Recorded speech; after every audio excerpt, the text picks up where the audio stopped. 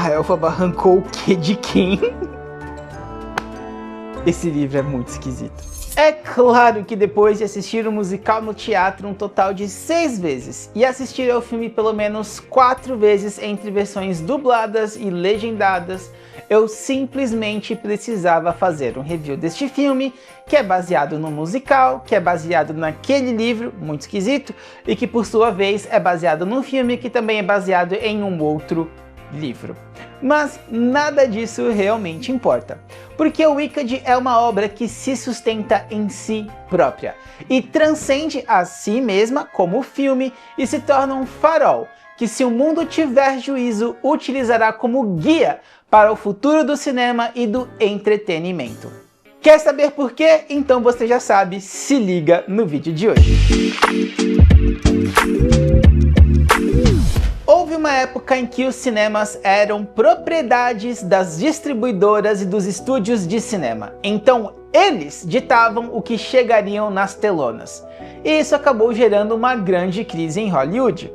O que levou, depois de muita negociação, lágrimas e falências, à independência dos cinemas, que passaram a oferecer um amplo catálogo de conteúdo gerado por qualquer um que tivesse à sua disposição uma câmera e a capacidade de filmar algo, o que gerou uma pequena queda na qualidade dos filmes e também na venda de ingressos, e o que pressionou os estúdios de Hollywood, que percebeu que para vencer os pequenos produtores seria preciso criar verdadeiros espetáculos cativantes, contagiantes e otimistas. E o que é que se enquadra em todos esses adjetivos? Musicais. E foram eles que ajudaram a revitalizar o cinema em um passado longínquo. Na história contemporânea do cinema, tivemos as telas sequestradas pela fábrica de super-heróis, que, embora indubitavelmente levassem milhões às salas de cinema, também prejudicou bastante a capacidade dos estúdios de criar algo completamente novo, o que acabou desidratando muito a criatividade comercial. Afinal, poucas produções poderiam competir com o retorno de um filme de super-herói. E olha, eu não sou nem um pouco elitista.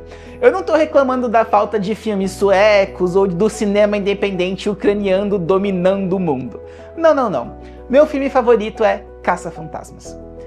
Estou reclamando apenas da falta de conteúdo inspirado ou guiado por qualquer coisa que não fosse a aspiração de assistir personagens cools falando frases de efeitos.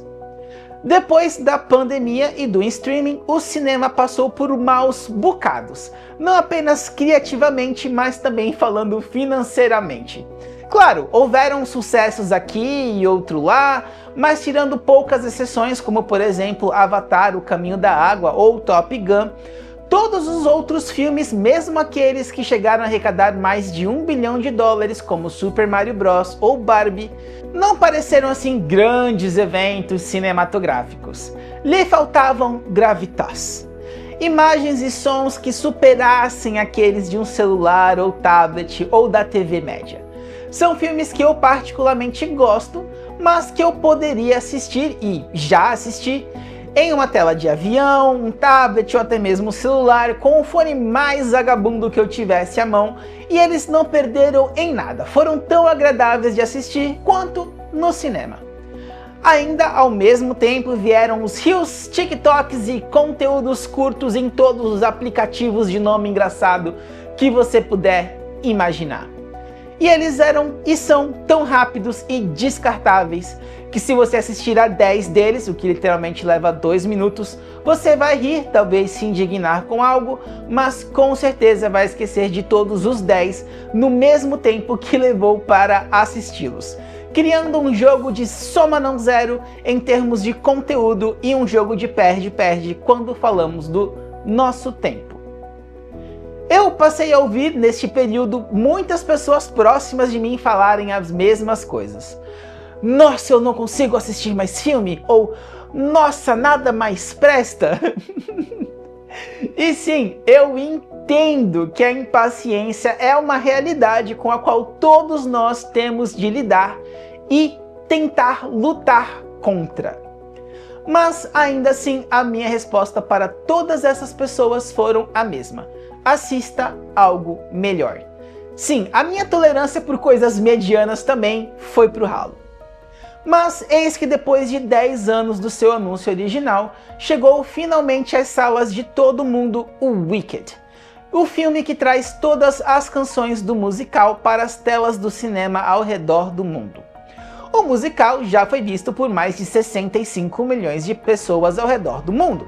Não é algo pequeno ou nichado, é na verdade um fenômeno desde a sua estreia na Broadway. Mas não vamos nos enganar também. 65 milhões de pessoas não é absolutamente nada em termos de mundo real. O mundo dos musicais é desesperadamente algo exclusivo.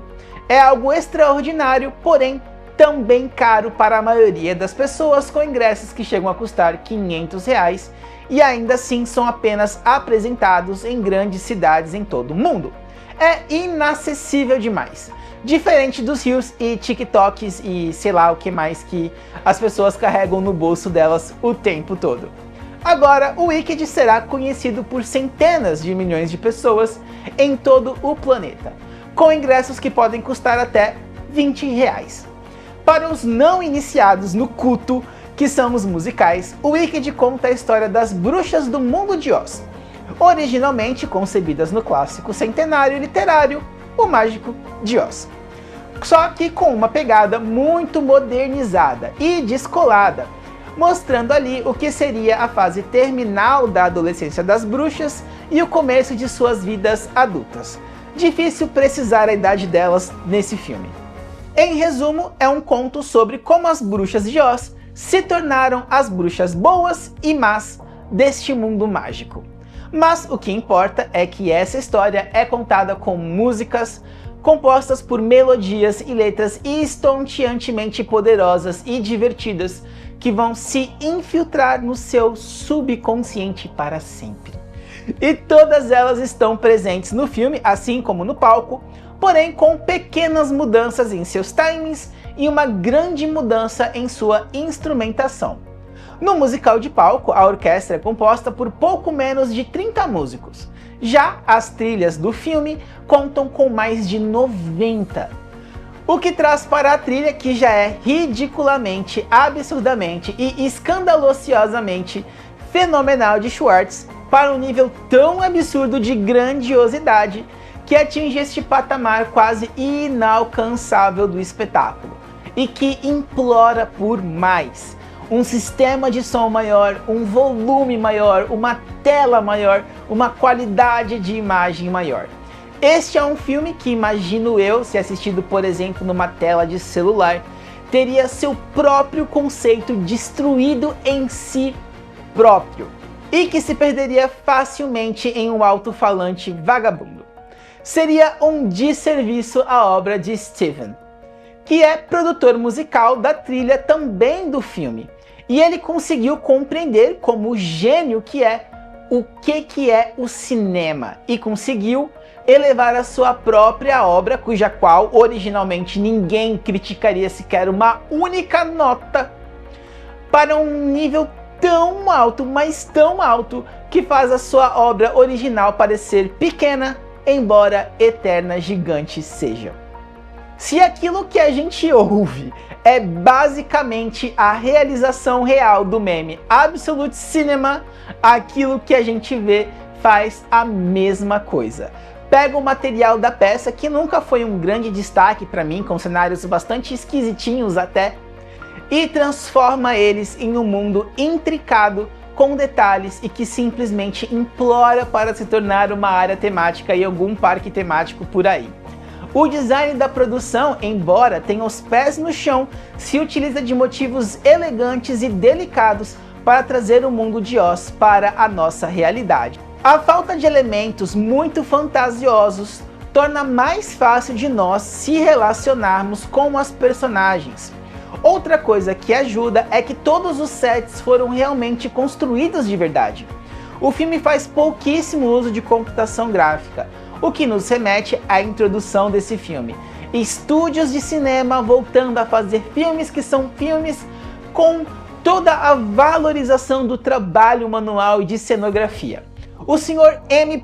Chu, diretor do filme, fez questão de, por exemplo, plantar milhões de tulipas apenas para gravar uma sequência de menos de 1 minuto introdutória do filme, o que demonstra o seu comprometimento com a produção.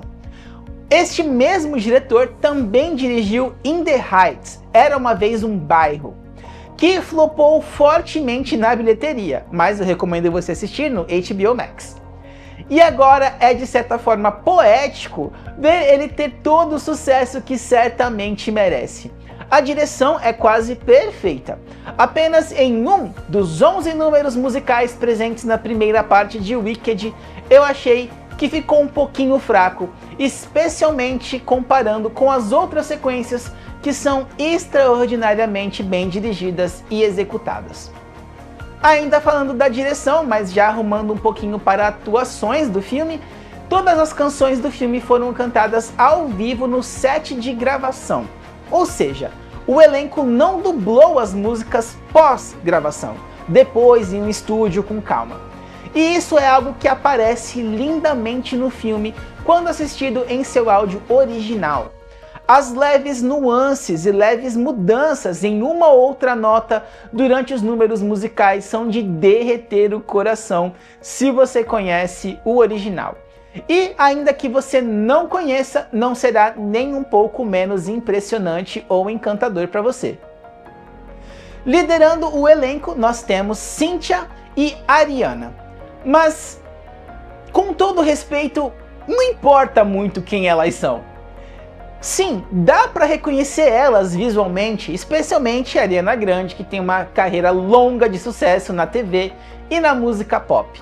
Mas durante suas respectivas atuações, elas simplesmente desaparecem, abrindo caminho para suas personagens. Quando em tela, as cantoras pops e de musical se entregam de tal forma a Elphaba e Glinda respectivamente, que só elas existem e nada mais.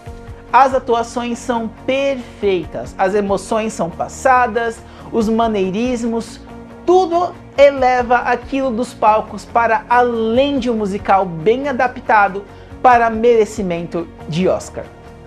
O único ator que, quando em cena, não brilha muito é Jeff Goldblum, que só é capaz de interpretar a si mesmo.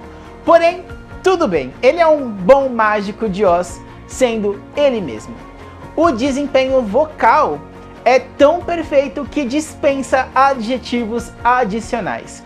Sinceramente, para mim, estas versões das músicas, vozes e instrumentação são o que Wicked é por padrão a partir de hoje.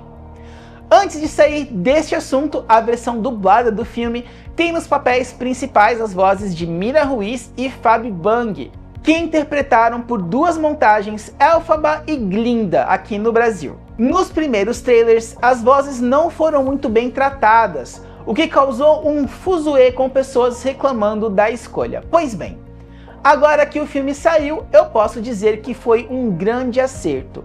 Ambas cumprem seus papéis com as maiores honras.